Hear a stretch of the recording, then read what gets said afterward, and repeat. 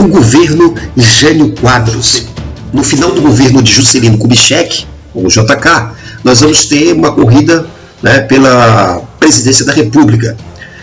E nessa corrida pela sucessão presidencial, o PSD, com grupos nacionalistas, e o PTB vão lançar o general Henrique Lott, com o João Goulart de vice.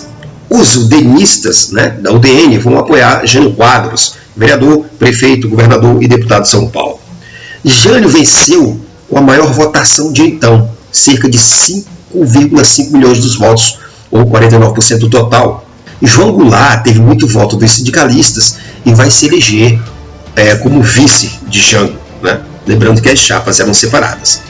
Portanto, a votação de Jânio vai colocá-lo como vice de Jânio Quadros. De Juscelino a Jânio, 1956 a 1964. A política econômica de Jânio. Jânio, agora eleito, com uma votação significativa, decidiu seguir o FMI, e aí nós vamos ter uma política econômica pautada pela recessão, contenção salarial e o desemprego. Mas Jânio, diante de todas essas dificuldades econômicas, vai adotar medidas muito simplistas, como, por exemplo, proibir briga de galo, proibir o uso de biquínis na televisão e proibir o envio de remessas de lucro ao exterior com a lei antitrust.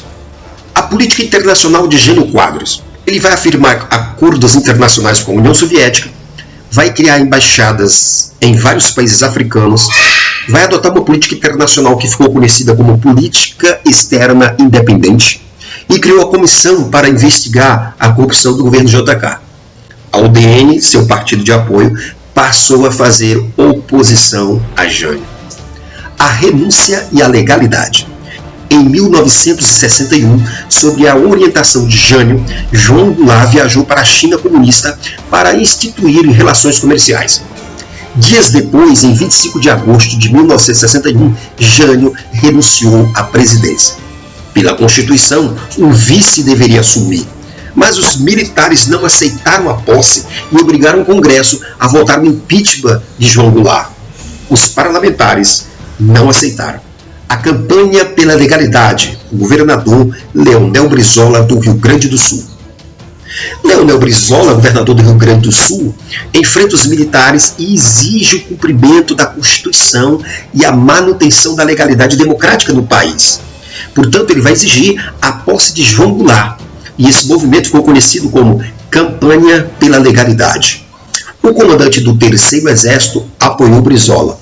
A UNE e sindicatos de todo o país declararam greve em todo o território nacional. A OAB, a UDN e a CNBB e demais partidos políticos apoiaram a campanha da legalidade constitucional. Apenas o governador da Guanabara, Carlos Lacerda, apoiou o golpe militar. Do presidencialismo para o parlamentarismo em 1961. Após muitas discussões no Congresso, resolveu-se aprovar em 2 de dezembro de 1961 a emenda constitucional que mudou o regime presidencialista para o regime parlamentarista. Agora, João Goulart, ou Jango, como era conhecido popularmente, assume o poder, mas não governa. Quem governará será um primeiro-ministro. O retorno ao presidencialismo e o governo de João Goulart. Jango toma posse em 7 de setembro de 61. Ele vai enfrentar uma situação bastante delicada, contas públicas em descontrole, dívida externa preocupante, e assim ele adota um programa político chamado de reformas de base. As reformas de bases de João Goulart. Ele propunha reforma bancária, reforma fiscal, reforma tributária, reforma administrativa, reforma agrária, reforma universitária, a legalização do PCB, direito de voto aos analfabetos, controle de capital estrangeiro, monopólio estatal de setores estratégicos da economia. A volta do presidencialismo. Em 6 de janeiro de 63, por meio de um plebiscito, a grande maioria da população brasileira decidiu pelo retorno ao regime presidencialista. Mas Jango não consegue maioria no parlamento.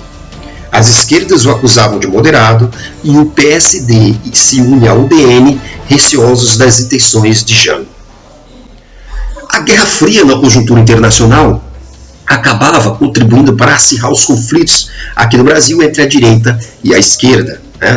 E a Revolução Cubana, ocorrida há pouco tempo, assustava os grupos conservadores aqui no Brasil, que se manifestavam de forma radical contra as medidas de Jango.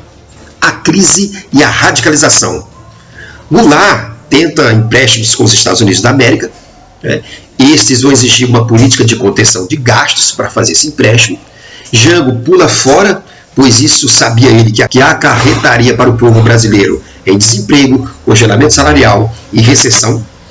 E em janeiro de 1963, Jango anuncia seu plano trienal, que era composto de controle das contas públicas, controle da inflação, negociações com o FMI e implantação de reformas de base.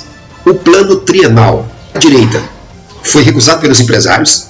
Estes não aceitavam a restrição do crédito a eles, pelo governo federal. Já as esquerdas, em relação ao plano trienal, exigiam a estatização imediata de setores considerados estratégicos para a economia nacional e a imediata realização da reforma agrária. Apesar das dificuldades do governo Jango, ele vai incentivar o comércio com os países soviéticos e latino-americanos, vai implantar a Eletrobras, vai implantar as bases da futura Embratel, inaugurou usinas siderúrgicas, inaugurou refinarias de petróleo e estendeu benefícios da Previdência Social para trabalhadores rurais. O radicalismo aumenta a partir de 63 entre a esquerda e a direita. A esquerda, em setembro de 63, um grupo de sargentos de esquerda vai tomar Brasília. E em outubro de 63, Carlos Lacerda, governador da Guanabara, solicitou a intervenção dos Estados Unidos no Brasil. O estado de sítio e a FMP. Jango, com os militares, pede ao Congresso a decretação do estado de sítio. Garantias constitucionais dos cidadãos foram suspensas, parlamentares do PTB não vão aceitar e Jango vai ficar isolado politicamente. Em 1963, a inflação chega a 78%. A esquerda se organiza na Frente de Mobilização Popular, a FMP, e a esquerda exige de João Goulart um rompimento com o PSD e com o apoio do PTB de andamento às reformas de base. Grande comício da Estação Central do Brasil, do Rio de Janeiro. No dia 13 de março de 1963, organizaram um grande comício da Estação Central do Rio de Janeiro, com João Goulart e as esquerdas, que vai contar com a presença do PCB, da CGT, o Comando Geral dos Trabalhadores, e da Frente de Mobilização Popular, a FMP. E aí Jango vai anunciar o projeto de reforma agrária, a nacionalização das refinarias de petróleo e mandou proposta ao Congresso com as reformas de base. O comício e o anúncio das reformas alarmaram os setores da direita. Um grupo do Exército, sob a liderança do general Castelo Branco, passou a conspirar contra o governo Jango. E no dia 19 de março de 1963, em São Paulo, milhares de pessoas realizaram uma passeata contra Jango e contra as reformas de base. Esse movimento foi conhecido como a Marcha da Família com Deus pela Liberdade. O golpe de 64. Em 31 de março de 64, manchetes de todos os jornais do país pediam a deposição de Jango. O presidente do Congresso, Auro Moura Andrade, lançou um manifesto declarando romper com o governo e pedindo às Forças Armadas para tomarem o poder.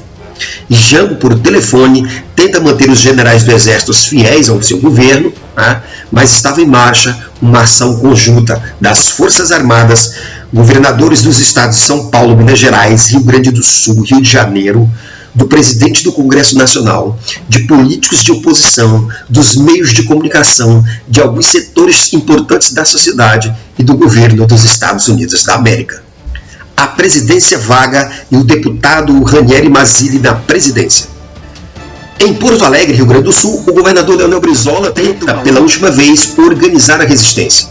Mas, no dia 1º de abril, Jango partiu para o Rio Grande do Sul, e o presidente do Congresso Nacional declarou vaga a presidência da República. E, automaticamente, pela lei constitucional, o presidente da Câmara, que na época era o deputado Ranieri Mazzilli, foi empossado como presidente. Eleições seguintes comprometidas para Magalhães e Lacerda. Carlos Lacerda e Magalhães Pinto, os líderes civis do golpe, eram candidatos às eleições seguintes. Os militares diziam não ter um plano de governo e estavam apenas livrando o país do comunismo. E os militares se justificavam dizendo que eles não tinham um plano de governo e que a intervenção militar tinha sido apenas uma medida política para livrar o país do comunismo de João Goulart. Mas Lacerda e Magalhães não contavam que os militares não entregariam o governo aos civis. Assim, nós temos o fim do governo constitucional e o início do regime militar no Brasil.